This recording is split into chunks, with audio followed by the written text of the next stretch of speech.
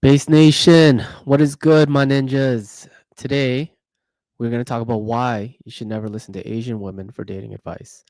All right, so welcome to the stream. Let's buckle up. If you're new here, my name is Rob Base. I'm a dating and relationship coach, author, content creator.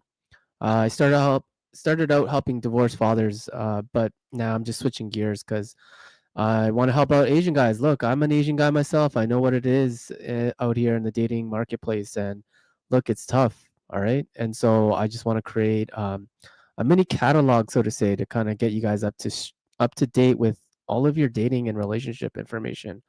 It's basically like a mini course, like I said. Just to get you guys all up to speed, I'm going to be covering topics like fitness, females, finances, and covering topics revolving around psychology, biology, politics, and then kind of just relating them all to your dating and relationships life, because it all makes sense when you can look at it from a wide angle and perspective. All right. Um, so enough of that. Let's just get into today's topic. All right. I really don't want to waste too much time here. Um, because I really want to break down why you shouldn't listen to Asian women or any woman for that matter regarding dating advice. Okay.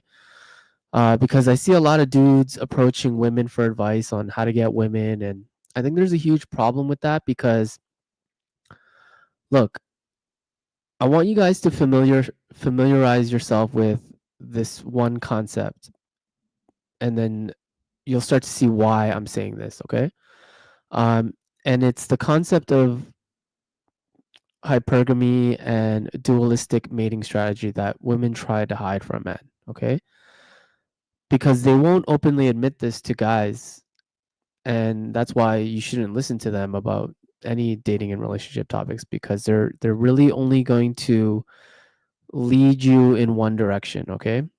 There's always going to be a deeper meaning to these topics that I talk about that she just can't fully explain to you, right? Because for one, she's trying to conceal something, and we're going to talk about it. Okay. Look, when a girl is going through her journey at different stages in her life, she's going to be drawn to certain guys and she's going to be unattracted to certain guys.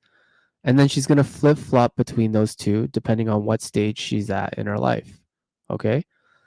And I'm going to use the words alpha and beta to describe these two types of guys. All right. So when a woman is in her party years, otherwise known as 18 to 23, these are more her less formative years, okay? She's experimenting with both types of guys, for every guy for that matter, okay? She's having fun with the alphas, the betas, and she's just having her fun. She doesn't realize, like, there's two dudes out there that, that have these distinct, I guess, characteristics of each other, okay? She basically then, as she gets older, she realizes that, there's dudes that are just in it for sex, and then there's dudes that are in it for the relationship. All right. The alpha, aka the Chad, or the fuck boy, or the Kevin Win, right? For my Asian ninjas, is the guy that will eventually break this girl's heart. Okay.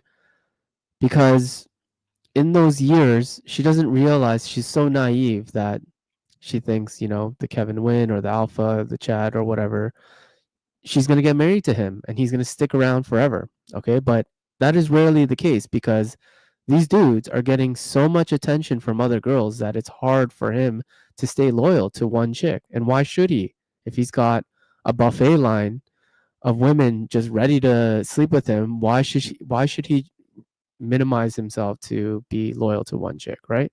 So that's why this guy ends up cheating on her. She gets her heart broken or whatever. And then during her more formative years, which is usually like around 23 to 30 years old, it's what we call the epiphany phase. All right. And the epiphany phase for women, they realize they're done getting their hearts broken by these guys. Okay. And they would much rather focus on the beta dude who's going to provide resources and security so that she can focus on getting married and having a family. Okay. This is what we call the dualistic mating strategy of a woman. All right. She's attracted to both guys. All right. But the one important distinction is that she only desires one of them, all right, which is the alpha chat dude, okay? In my past streams, I try to tell you guys there's a big difference between attraction and desire, okay? I'm going to elaborate more in a bit, but let's just continue on with this whole alpha beta dynamic so you guys can understand it, all right? One could argue that, it's biology that makes women shift to seeking out beta males during their epiphany phase because they need to fulfill their biological urge to have a baby before their eggs dry up, okay? And usually beta males have a harder time getting women, so they usually focus on their careers and they work hard to gain the things that, women tell them that they're attracted to. Like, oh, I want a guy who's stable and secure, a nice house, and da da da da, and these guys focus on that, which makes them more of a viable option when it comes to child rearing and starting a family and getting married and all that stuff, right? So that's why women would often marry these guys, start a family, and then once they hit their late 30s or early 40s, let's say, they tend to lose interest in these types of men and they leave. Okay. And there's a couple of reasons for that, but I'm going to talk about that in a bit. If you look at the divorce rate, who initiates the divorces, right? It's mostly women. I ran a private divorce dads network for almost like 7 years, and one of the most frequent questions I ask in there is who initiated the divorce. Okay, and every time that poll comes back, and I have about close to like 3,000-4,000 members in that group. Okay, and every time that poll comes back, it always amounts to 75% of women. Okay. And I would argue that it's because, look, when they get into these relationships with beta males, right, they tend to be more feminine. And then as time goes on, and when a woman's hormonal makeup shifts, right, they start losing attraction for these guys, okay, as time goes on, right? So when they approach their late 30s and their late 40s or whatever, there's a theory that suggests that women start their alpha reinterest period, okay? So basically, all the hot chads that, they got their hearts broken by, they would seek out these dudes like and have these one night stands or sexual encounters with these guys. Like I can't tell you how many times like, the pool boy, sorry, the pool boy narrative or whatever, those things are the reason why that narrative exists is because there's these stories out there where, women who are happily married and, have kids and all that other stuff, they would cheat with the pool boy or they would cheat with, that alpha chat or whatever from her high school that, the guy that got away or something like that, he just like comes back into her life and, he's like a ex-convict and a felon or something like that. He's always drinking booze and got tattoos everywhere. And this is the guy that she leaves him for. Okay. And it's usually because they're tired of the vanilla sex that their beta male husband is offering them all the time. Right. And so this is not a flattering topic that women love to talk about, nor do they want to admit this, right? They choose to conceal these things because I tell you guys all the time, it's all about reputation management. Okay. They don't want to look like sluts. All right. They don't want to express to the world that they're just as horny and sometimes a little bit more maniacal when it comes to these things than men are. All right. So where am I going with all this? Well, the reason why you shouldn't listen to women for dating and relationship advice is because they only talk about the beta buck side of the equation. Okay. And let's be real, all right? You're either one or the other. It's very rare that a guy's both alpha and beta, okay?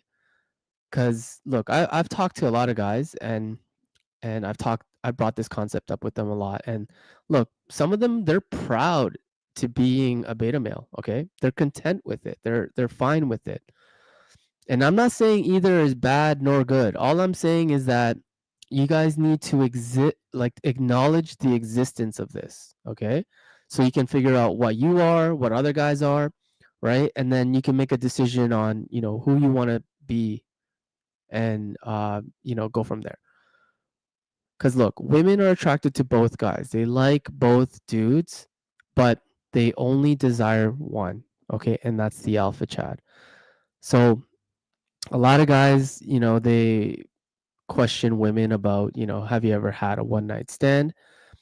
And so some women will say, yeah, they'll admit to it, but some women won't.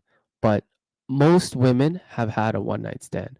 and it's usually to a guy that she super desired. Like it was like they were drunk or whatever one night, and she couldn't resist, and she took him back to his house, or he took her to his house or whatever, and they just had a one night stand. Okay, like she basically obviously desired that guy, but she'll make a guy wait like 3 months before having sex with him. Why? Because she's doesn't desire him. Let's just be real. Because if she really did, you know, she can't hold herself back, right? Just like that one time that she had that one night stand. Okay. And so she doesn't want to tell you these things that turn her on because, well, that would be cheating. She would be giving you the cheat codes. Okay. And you're going to take this information and apply it to yourself and make yourself more desirable, that you're probably going to cheat on her. You don't need her anymore, right? Because you can pretty much seduce any woman now, right? Once you have this information, right? You can go and you can seduce any type of woman. Okay. And that's why she conceals these things, right? She doesn't want you to leave her, right? Because the beta isn't supposed to leave. They're supposed to be dedicated to that, whole happy wife, happy life narrative, right? But alphas, they do what they want. The woman, when she's acting up, you just replace her, right? She doesn't like that feeling of, I'm going to be replaced just like that in an instant, right? Because women crave security and safety in long-term relationships. It's not men who crave that. Okay, we just seek companionship. It doesn't really matter who the girl is, as long as she'll stick around and give us some sex. That's all we care about, right? Um, so why would any woman in her right mind teach guys to be like that, right? She won't. That's the thing that separates my channel from a lot of these women, okay, and other content creators, because a lot of dudes out there will only focus on the beta buck side of the equation as well too. All right. But look, I think it's good to have a bit of both. If you are that A type personality, I think it's not that you have to balance it 50-50 where you're like half A and half B. I'm saying, like, look at the yin yang, right? Like there's that little dot in one of the semicircles, right? Like it's a tiny little smidgen, right? Um, and I'll get to that in a minute, okay? Why I think you should balance yourself out with a little bit of that B type personality. Because look, whenever a woman says, "Oh, you should learn her love language," or "be yourself," or and then she'll love you for you, or happy wife, happy life, or any of these other cliche sayings that are in the dating and relationship space, like, just know that she's referring to that beta buck side of her strategy. Okay. And the purpose of my coaching is to teach you guys that, these dynamics exist so that you can bring it into your awareness. Okay. And just make the decisions for yourselves. Okay. The right ones. And obviously on this channel, I teach guys to be a little bit more alpha, because it's not a looks thing. All right. Because alpha, like when I talk about alpha and beta, these are just placeholder terms. Okay. And it's not a certain archetype or the way you look or anything for that matter. It's just a mindset. Okay. When people say they have an A type personality, like, what do you think the A stands for? Okay. There's nothing wrong with having a B type personality. I'm not talking shit about those guys. I'm just saying that they serve a different purpose for her. Okay. And so this is why you shouldn't listen to women, because they're never going to give you the full picture. Okay. Like, why would you go to the fish and ask them how to catch themselves, right? You would go to the fisherman and ask him, like, what size hooks do you use? What kind of bait do you use to catch this type of fish? Like, do you fish for this fish in high tide or low tide? Like, what depth do these fish swim in, right? Like, fish aren't going to tell you these things. Okay. Only the fisherman can tell you this stuff, right? So another thing that is apparent, that, obviously, like in the biological sphere, right? Another thing that is apparent is that they don't, we don't, women don't have the same hormonal makeup as men. Okay. Like, we have almost 20 to 30 times more testosterone than a woman. All right. Which makes us extremely motivated to spread our seed everywhere. Like, we're extremely horny all the time. All right. And obviously, like, it's good to have self-control so that we're not, like, doing that just for the sake of evolution. But Like, women do not understand that we have this huge capacity for wanting to have sex, okay? And we love variety too. And women will and so like women will tell you how to attract women and keep them in relationships, but they're not going to teach you how to be a Chad and go like have a harem and have this rotation and fuck a bunch of women. Like she'll never want to teach you those kinds of things, right? So another thing to note is that guys, we can definitely handle that type of variety. All right, like we have different wiring in our brain where we're able to fuck a bunch of women and not get attached, right? Whereas women, they can't do that necessarily. All right, and they obviously, most women believe in the blank slate. So what the blank slate means is like, if I think this, then you probably think this, because we're all human and whatever, right? And so women will think that we're wired that the same way they are, and they'll often shame men for trying to be fuckboys or something like that. And they're gonna be like, "Oh yeah, that's gonna mess you up," and like you can't have sex with a bunch of women and expect it. Like, no, we can. All right, and that further damages us because it makes us feel guilty for being this way, right? Um, which is wrong in my opinion. Okay, like we shouldn't like shame other guys into thinking like, oh, you're a slut for having sex with multiple women. Like, no, it's because we're able to do that, and we're able to like compartmentalize the emotional and physical aspects of sex. um so we're just more capable to handle those kinds of things. Okay. um so yeah, like women don't understand that will that men have to want to have sex very often. Okay, and it's not healthy for us guys that if we want to explore, and we should have that right and ability to go do that, right? Not to mention be equipped with the right knowledge so that we can do this safely without harming or hurting ourselves or others in the process. Okay, so I say all of this to say this. All right, like, be who you want to be. If you want to be a one woman man that wants to settle down and be monogamous, there's nothing wrong with that. All right.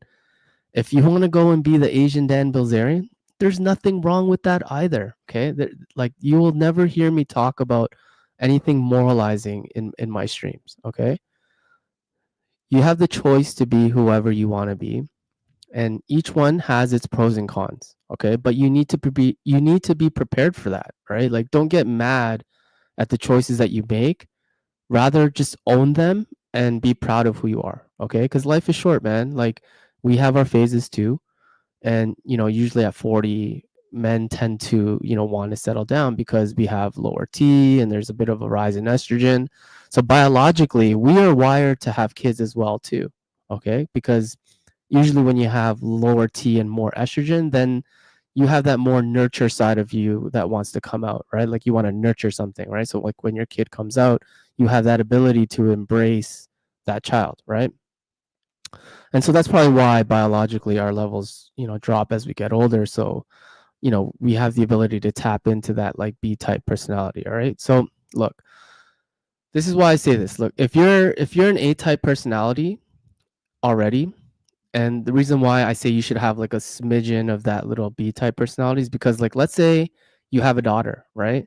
You're going to want to be able to connect with her. And usually, if you're all the way A type, it's going to be hard for you to do that. All right. So, with things like that, right? Like, practicing to be a little bit more softer can be practiced, but left only for those like exogenous circumstances, like having a daughter or something like that. Like I said, like I told you. All right.